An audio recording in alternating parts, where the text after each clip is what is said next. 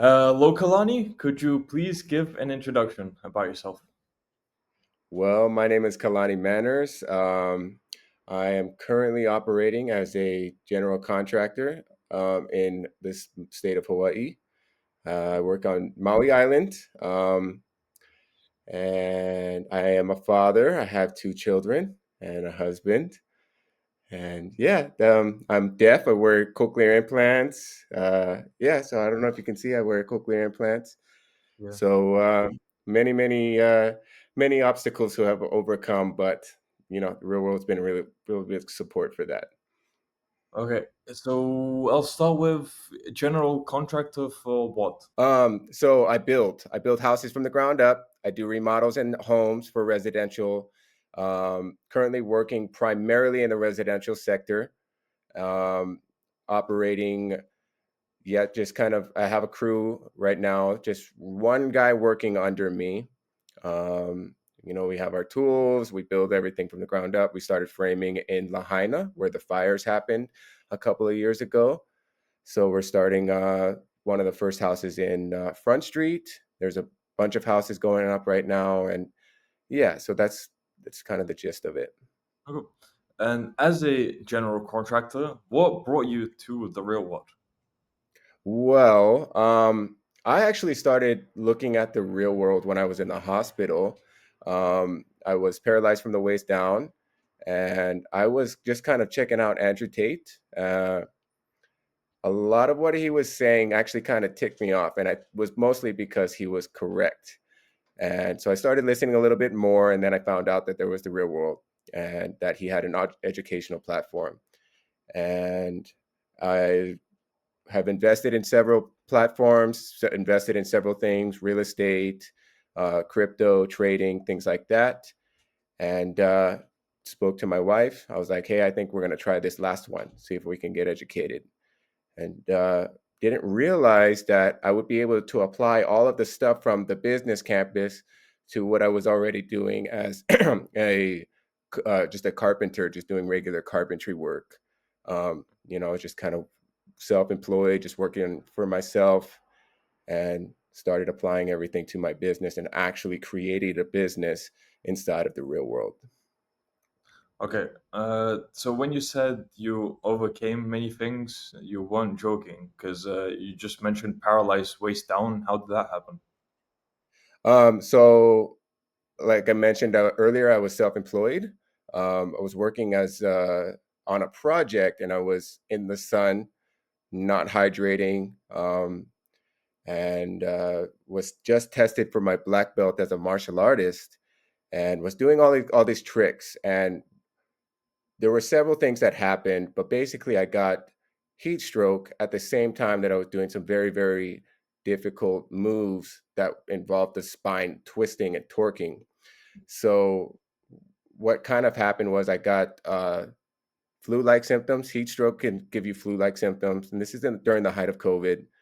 And I woke up one day and I couldn't stand up.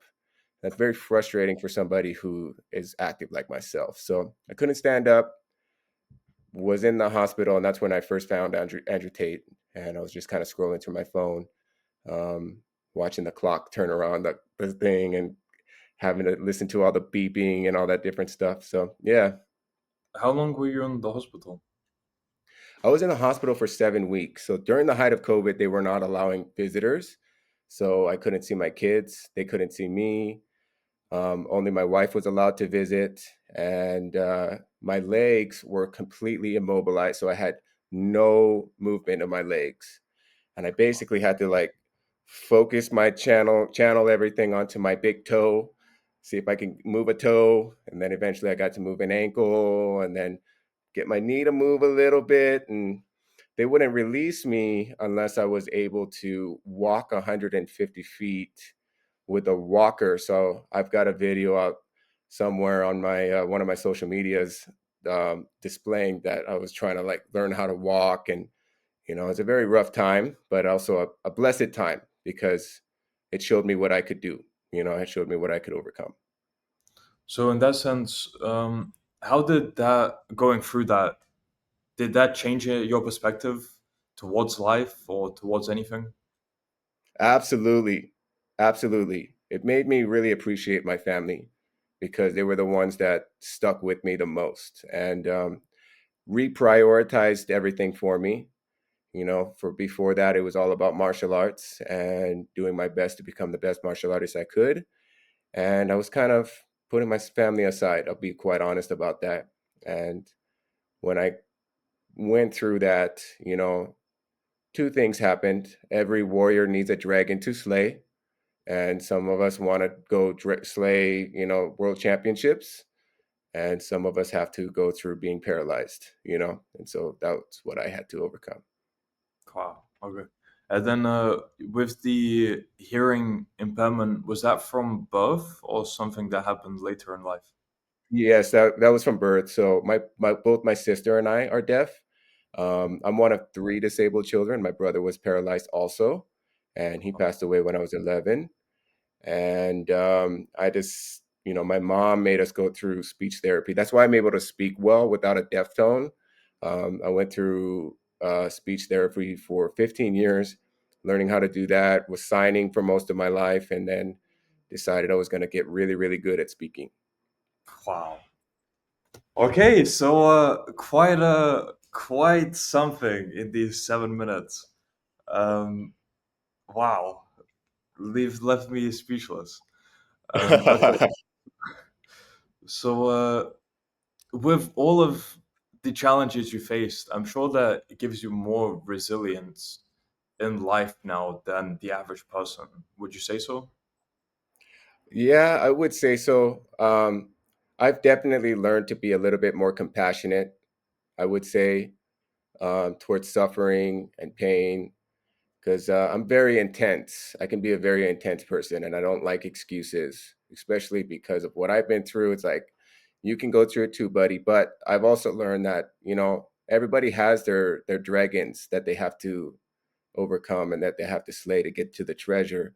And some of us are a little bit we're too scared to overcome that or things like that. And so I try my best to lead by example in that direction of like, you can do it, you know. I did it, so can you, you know. Okay, got it.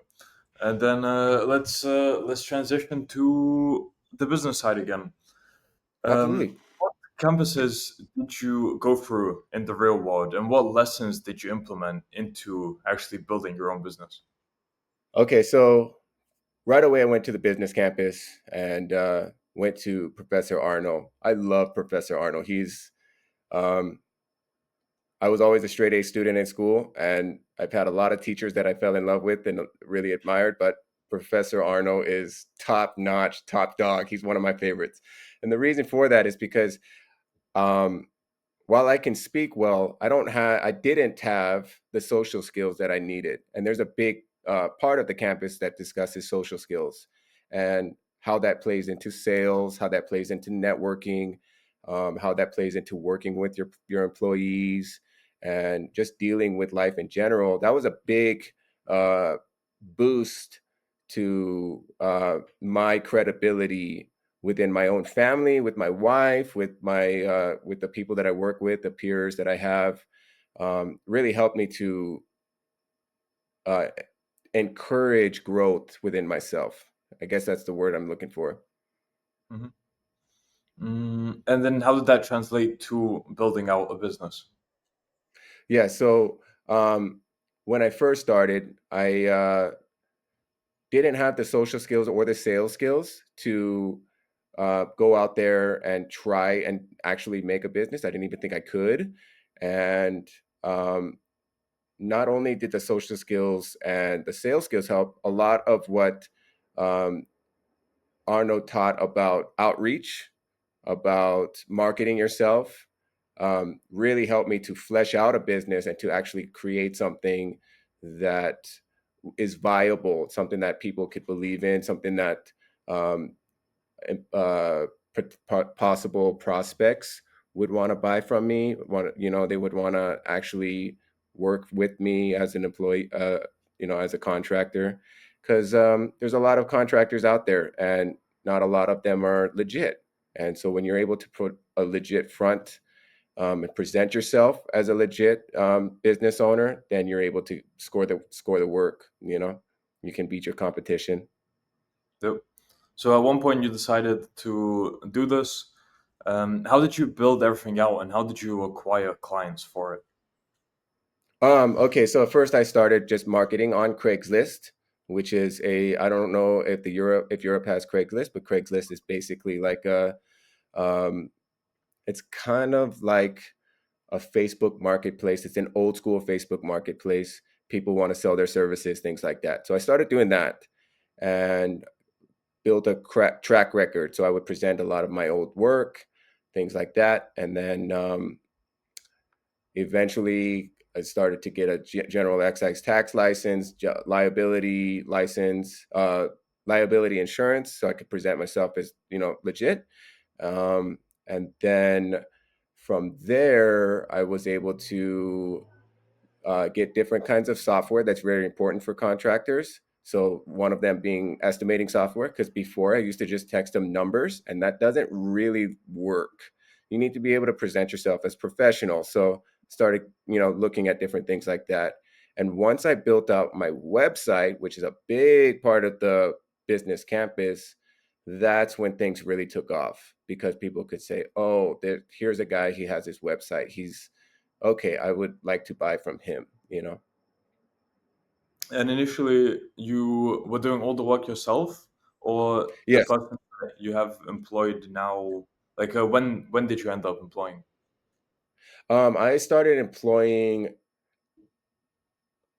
I started employing people probably about 6 months after I started working at the real world. Um, Once I got into the real world, I was kind of playing around with it, and then I started really taking it seriously and realized that I got to have a team around me. So I've had several people working for me and have had to let some of them go because I'm on a serious track and they were not. So, that's just how that goes. So, wanted to continue on that note. What kind of a culture are you building, and what kind of people are you looking for when building out a Okay. team? Great question, man. I'm actually looking for people who present themselves as professionals and are elite at the skills that they have, right? So, we're carpenters and we live in Maui. Maui has a lot of rich people here. We have, the term Maui millionaire, a lot of rich people. And so to get those kinds of jobs, you have to be an elite carpenter. um, I don't mean to brag on myself, but I am one. And that's because I know what it looks like. It's like going to the Olympics. It's very high stress and you have to look clean. You have to be clean. You have to show up on time. You have to over communicate. And those are the kind of people that I want. Those are the kind of people that I like. So I'm looking for special forces. I would rather have a team of 2 or 3 guys that can build an entire house and make it look flawless than have 30 guys who can't do anything. Yep, completely makes sense. Yeah. And Yep. with everything you've implemented, what kind of a return have you seen in terms of income? Return and oh man, a lot. So I would say triple this. I haven't even made a year yet of since my first check inside of the real world, and I think I'm going to be coming up to $300,000 by my first check, which came in July of last year, July 1st, and it's not even July yet, so we're almost there. And yeah, I was only making about $100,000 a year last before I started that. So we're doing triple what we originally were thought, and I'm not even close to getting the ball rolling yet. Yeah, so much further to scale. So on that note, I think I've said on that note a few times now. Um, what kind of plans do you have for future, and how are you going to scale it? Okay, so um, I was actually just talking to my wife about this. So what we really need to do is become a licensed general contractor, right? So that's official. That's having the paperwork for that. Um, so right now we are implementing the steps to do that. We're getting several crews going. The goal is to have several crews. working simultaneously under me, where I have to manage these different crews, different, making sure the projects get across the finish line and that the clients are happy. And the goal is to build custom homes for high value clients. So I've already got a few friends who are high value clients, so that I know, and I've worked for them, and I know that it's possible for me to get to dinner with them, get on the dinner table with them, so to speak.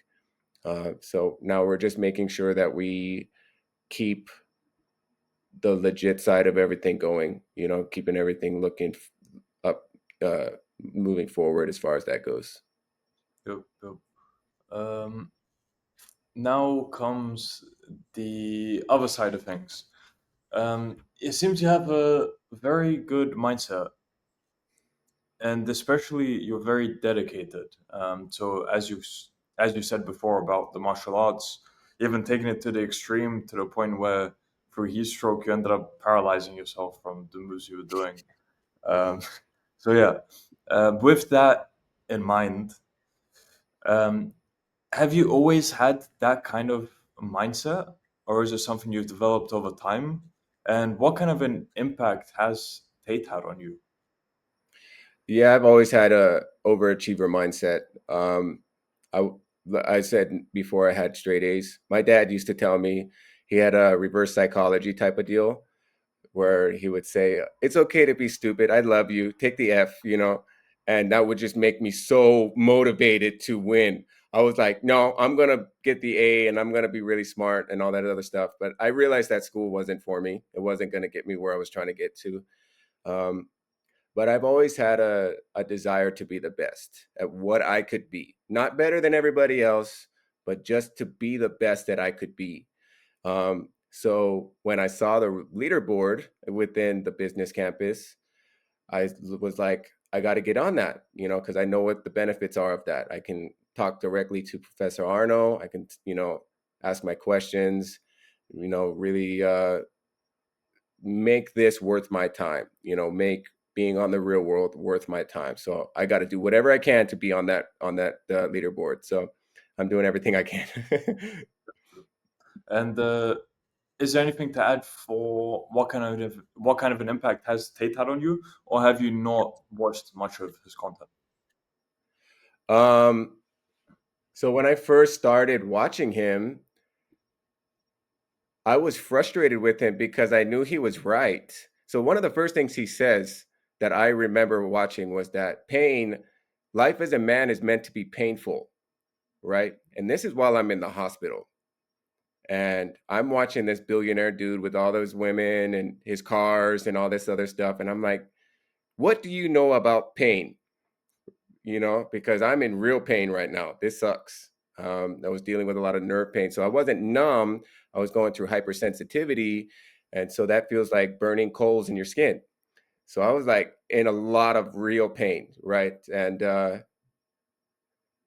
more I listened to him and the more I started to see, okay, first of all, he's a 4-time world champion kickboxer. I know what that's a little taste of what that looks like. It's really, really a tough road to get there.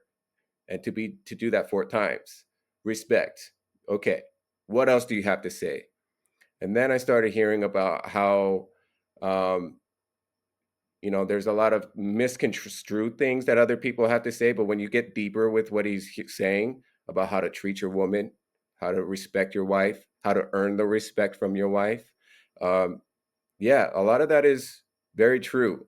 And I started implementing some of the things, and my wife was like, "Man, I like whatever you're learning, keep learning it because I like it." And so we started learning, we started getting a lot better with that. So I was very frustrated, but now I've come to respect him a lot. As a man, I can respect his message, and his ethos is masculine excellence. And that's always been what I've wanted to go after, was to be excellent. That's the martial artist way. So I couldn't I can't stop listening to it. It's one of those things where it's like, respect, dude, like 100% aloha. Very cool.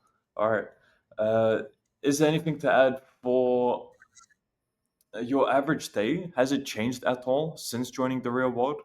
And if so, how different is it now compared to before? Um, well, yes. So before I started the real world, I was kind of, just making money to get by. Now I'm at 4 a.m. My wife and I have coffee together. I pray regularly. That has to do with the spiritual side of things.